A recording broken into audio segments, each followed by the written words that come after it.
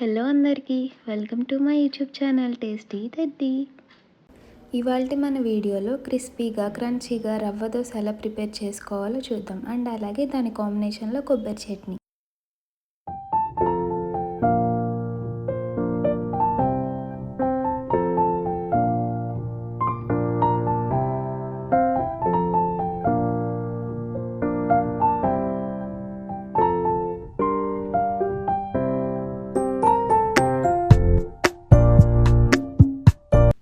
ముందుగా రవ్వ దోశ కోసం batter prepare చేసుకుందాం. ఒక బౌల్ తీసుకొని అందులో ఒక కప్పు బొంబాయి రవ్వ, ఒక కప్పు బియ్యం పిండి, అలాగే ఒక 2 to 3 spoons of maida add చేసుకోవాలి. అలాగే ఇందులో కొంచెం జీలకర్ర యాడ్ చేసుకోవాలి. సన్నగా కట్ చేసి పెట్టుకున్న పచ్చిమిర్చి ముక్కలు, అల్లం ముక్కలు, కొత్తిమీర, కరివేపాకు యాడ్ చేసుకోవాలి. అలాగే 2 to 3 స్పూన్స్ ఆఫ్ పెరుగు యాడ్ చేసుకోవాలి. అండ్ మీ రుచికి తగ్గట్టు సాల్ట్ యాడ్ చేసుకోవాలి. నేనైతే ఒక 2 స్పూన్స్ తీసుకున్నాను. ఫస్ట్ ఈ బ్యాటర్ని అన్నీ మిక్స్ అయ్యేలా కలుపుకోవాలి. తర్వాత దీంట్లో 2 to 3 glasses of water add చేసుకోవాలి. ఈ బ్యాటర్ అయితే అస్సలు థిక్గా ఉండకూడదు, చాలా పలుచగా ఉండాలి. ఈ బ్యాటర్ ఎంత పలుచగా ఉంటే దోశలు అంత క్రిస్పీగా క్రంచీగా వస్తాయి.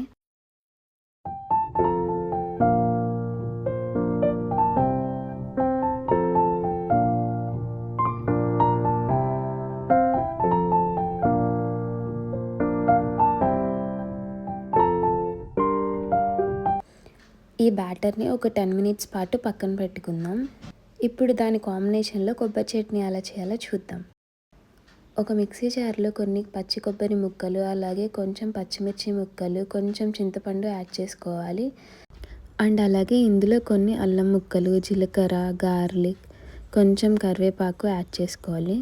అండ్ ఆల్సో కొన్ని పల్లీలు, ఆల్మండ్స్, క్యాష్యూస్ యాడ్ చేసుకోండి. లాస్ట్గా మీ రుచికి సరిపడా సాల్ట్ యాడ్ చేసుకొని మూత పెట్టుకొని మంచిగా గ్రైండ్ చేసుకోండి. మధ్య మధ్యలో వాటర్ యాడ్ చేసుకోండి మీ థిక్నెస్ని బట్టి. ఇప్పుడు దీన్ని ఒక సర్వింగ్ బౌల్లోకి తీసుకుందాం. అండ్ మీకు ఇష్టమైతే పోపు యాడ్ చేసుకోవచ్చు, లేదా స్కిప్ చేయొచ్చు.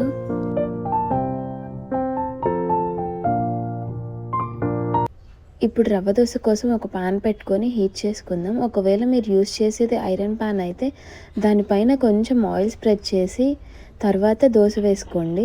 నేనైతే నాన్ స్టిక్ పాన్ యూస్ చేస్తున్నాను కాబట్టి నేను ఎలాంటి ఆయిల్ యూస్ చేయకుండా డైరెక్ట్గా ఆనియన్స్ వేస్తున్నాను. ఫస్ట్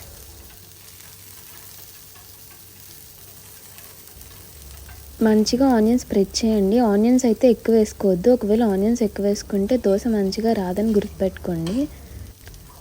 బ్యాటర్ని ఒకసారి చూసి కావాలంటే కొంచెం వాటర్ యాడ్ చేసుకొని అప్పుడు దోశలా వేసుకోండి. ఈ దోశ వేసేటప్పుడు అస్సలు స్ప్రెడ్ చేయొద్దు, అలా కనుక చేస్తే దోశ అతుక్కుపోతుంది. అండ్ ఆల్సో మధ్య మధ్యలో అలా గ్యాప్స్ ఉండేలా వేసుకోవాలి. అలా ఉంటేనే మన దోశ క్రిస్పీగా వస్తుంది. కొంచెం ఆయిల్తో కానీ కొంచెం గీతో కానీ మంచిగా రోస్ట్గా కాల్చుకోవాలి.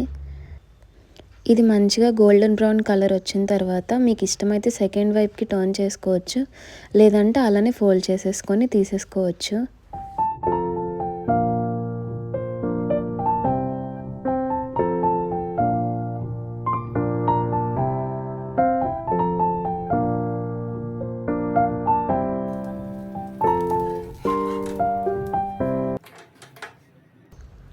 ఇప్పుడు ఈ దోశని మనం ముందుగా చేసి పెట్టుకున్న కొబ్బరి చట్నీతో సర్వ్ చేసుకుందాం. అండ్ కొంచెం ఆనియన్స్ యాడ్ చేసుకుంటే టేస్ట్ ఇంకొంచెం బాగుంటుంది. If you like my recipe please like, share and subscribe to my channel tasty teddy.